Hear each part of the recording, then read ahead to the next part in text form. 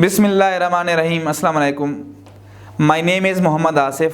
Students, आज हम 9th class का experiment measure the area of cross section of a solid cylinder by measuring its diameter with vernier callipers.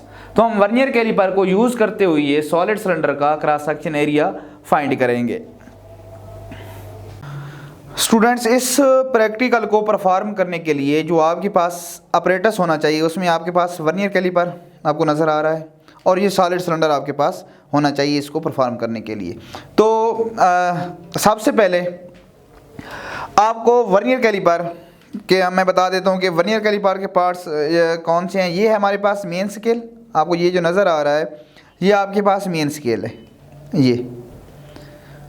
ये हमारे पास जो इसके ऊपर ये मूव कर सकता है ये वर्नियर स्केल है। मेन स्केल फिक्स होता है, वर्नियर स्केल जो होता है ये मूवेबल होता है, इसके ऊपर ये मूव कर सकता है। इसमें हमारे पास ये जो है ये एक्सटर्नल जाज हैं और ये जो है ये इंटरनल जाज हैं, क्योंकि इसकी मदद से हम एक्सटर्नल और इंटरनल डायमीटर दोनों फाइंड कर सकते हैं। इसमें ये एक जाज फिक्स है और दूसरा जो वर्नियर स्केल के साथ अटैच है ये मूवेबल है।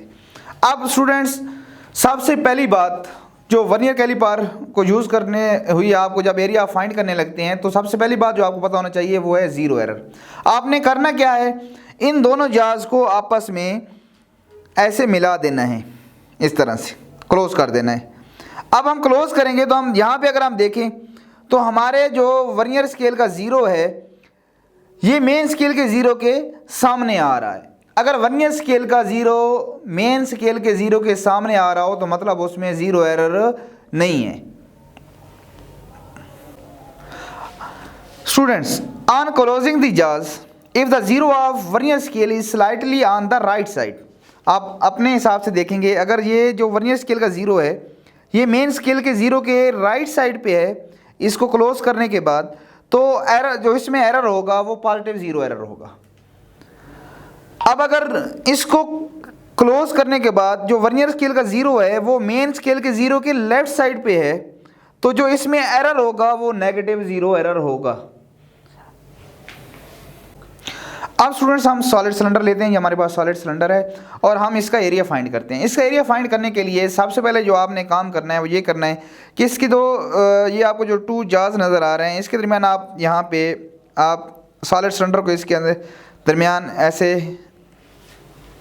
रख देंगे और इसको क्लोज कर देंगे।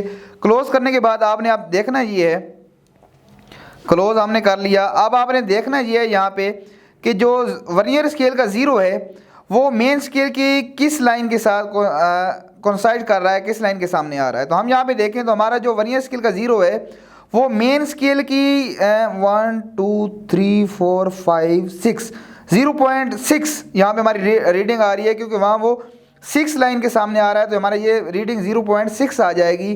तो वर्नियर स्केल का ज़ीरो मेन स्केल की जिस लाइन के सामने आ रहा है आपने ये रीडिंग नोट कर लेनी है और जो आपके पास मेन स्केल रीडिंग होगी वहाँ पे आपने ये रीडिंग लिख देनी है। फिर आपने देखना है कि वर्नियर स्केल की कौन सी डिवीज़न मेन स्केल की डिवीज़न के बिल्कुल सामने आ रही है। तो इसको अगर हम यहाँ देखें तो हमारी जो वर्नियर स्केल की डिवीज़न है हमारे पास 7 डिवीज़न, ये बिल्कुल मेन स्केल की डिवीज़न के सामने आ रही है। यहाँ पे आपको अगर नज़र आ रहा होगा तो ये 7 डिवीज़न बिल्कुल 1 2 यहाँ लिखा हुआ है वर्नियर स्केल पे 7 नंबर जो हमारा ये बिल्कुल मेन स्केल की डिवीज़न के सामने आ रही है। तो हम जो हमारी सेकंड बॉक्स है vernier division which coincide with any main scale division, तो वहाँ पे हम लिख देंगे 7। स्टूडेंट्स, अब एक्सपेरिमेंट हमने परफॉर्म किया, उसके बाद अब हम आते हैं ऑब्जर्वेशन एंड कैलकुलेशंस की तरफ। सबसे पहले आपको अपना जो इंस्ट्रूमेंट आप यूज़ कर रहे हैं उसका लीस्ट काउंट पता होना चाहिए। तो लीस्ट काउंट हमारे इंस्ट्रूमेंट का था 0.1 मिलीमीटर, अगर सेंटीमीटर में हम बताएं तो 0.01 सेंटीमीटर। मैं आपको लीस्ट काउंट फाइंड करने का भी तरीका बता सकता हूँ। लीस्ट काउंट फाइंड करने का जो फार्मूला है वो है 1 small division on main scale divide by total division on vernier scale. तो जो सबसे स्मॉल डिवीजन है ना हमारे पास मेन स्केल पे वो 1 होती है, 1 मिलीमीटर, और टोटल डिवीजन कितने हैं हमारे पास वर्नियर स्केल के ऊपर 10 है। तो मैं 1 को 10 से डिवाइड करूंगा तो मेरे पास 0.1 मिलीमीटर आंसर आ जाएगा। अगर मैं आंसर इसका लीस्ट काउंट सेंटीमीटर में बताना चाहूँ तो इसी 0.1 मिलीमीटर को मैं 10 से डिवाइड कर दूंगा तो मेरे पास आंसर आ जाएगा 0.01 सेंटीमीटर। अब हमारे पास जो इंस्ट्रूमेंट था, हम वर्नियर कैलिपर जो यूज़ कर रहे थे, उसका जो हमारे पास ज़ीरो एरर था, वो हमारे पास ज़ीरो एरर था, उसमें मतलब कोई ज़ीरो एरर नहीं था, तो हमने ये ज़ीरो लिख दिया। ज़ीरो करेक्शन, जब ज़ीरो एरर ज़ीरो था तो हमारे पास ज़ीरो करेक्शन भी ज़ीरो होगी। अब हम यहाँ पे ऑब्जर्वेशन कैलकुलेशन में बॉक्सेस को वन बाय वन एक्सप्लेन करते हैं। नंबर ऑफ ऑब्जर्वेशन अगर आप यहाँ पे हम देखें तो हमारे पास नंबर ऑफ ऑब्जर्वेशन में ये हमारे पास 1 2 और 3 टाइम हमने नंबर ऑफ ऑब्जर्वेशन किए हैं। आप 2 टाइम भी कर सकते हैं, 1 टाइम हमने आपको करके दिखाई है, सेकंड टाइम और थर्ड टाइम हमने यहाँ पे वैल्यू लिख दी है, वो भी सेम टू सेम इसी तरह आप परफॉर्म कर सकते हैं जिस तरह हमने आपको परफॉर्म करके दिखाया है। तो हमारे पास जो मेन स्केल रीडिंग आई थी वो 0.6 थी। Vernier division which coincide with any main scale division, वो हमारे पास जो आ रही है वो हमारे पास 7 है। हमारे पास मेन स्केल रीडिंग का मतलब कि 0 वर्नियर स्केल का 0 मेन स्केल की किस रीडिंग के साथ कोइंसाइड कर रहा है, वो 0.6 है। वर्नियर डिवीजन जो है वो मेन स्केल की किस जो कोई भी वर्नियर स्केल की डिवीजन जो मेन स्केल की डिवीजन के बिल्कुल एग्जैक्ट सामने आ रही हो, तो वो हमारे पास 7 थी, तो हमने यहाँ पे 7 लिख दिया। अब हम क्या करेंगे, इस वैल्यू को हम लीस्ट काउंट के साथ मल्टीप्लाई कर देंगे। तो 7 को मैंने वर्नियर स्केल का जो लीस्ट काउंट था 0.01 सेंटीमीटर में हमने जो लिया उसके साथ मल्टीप्लाई कर दिया, तो ये आपके पास 0.007 सेंटीमीटर आपके पास आ जाएगा आंसर। अब आपने क्या करना है, इसको हमने b का नाम दिया था फ्रैक्शन, ये जो भी हमने लीस्ट काउंट के साथ मल्टीप्लाई किया है 7 को, और स्टार्ट में जो आपने मेन स्केल रीडिंग ली थी उसको हमने a का नाम दिया था। तो इस वैल्यू को a और ये जो वैल्यू है इसको आप प्लस कर देंगे b को, तो a प्लस b 0.6 और 0.07 इसको आप प्लस करेंगे तो आपके पास जो करेक्ट रीडिंग है वो 0.67 आ जाएगी, क्योंकि हमारे पास कोई जीरो करेक्शन नहीं है, हमारे पास यही जो इसका आंसर है जहाँ पे हम 0.67 ये वैल्यू लिख देते हैं। आप सेकंड टाइम भी सेम टू सेम इसी तरह करेंगे, थर्ड टाइम भी सेम टू सेम इसी तरह करेंगे। अब आपके पास 3 वैल्यू आई हैं। अब देखें ना, हमारे पास ये वैल्यू सेम आ रही है क्योंकि हम एक ही वर्नियर कैलिपर एक ही इंस्ट्रूमेंट यूज़ कर रहे हैं, एक ही हमारे पास सॉलिड सिलेंडर है, तो ज़ाहिर बात है वैल्यू सेम ही आएंगी। ये भी सेम आ रहा है हमारे पास।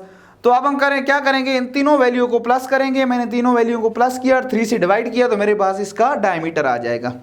अब मैं क्या करूंगा, सिलेंडर का रेडियस फाइंड करूंगा। तो रेडियस कैसे फाइंड करते हैं, आपके पास जो डायमीटर आया ना स्टूडेंट्स, इसको आप 2 से डिवाइड कर दें तो आपके पास क्या आ जाएगा, इसका रेडियस आ जाएगा। तो मेरे पास ये जो डायमीटर आया है सॉलिड सिलेंडर का, इसको मैंने 2 से डिवाइड किया तो मेरे पास इसका रेडियस आ गया। अब स्टूडेंट्स आपके पास area of cross section of solid cylinder आपने फाइंड करना है फाइनल। इसका जो फार्मूला आपके पास होता है वो होता है पाई आर स्क्वायर।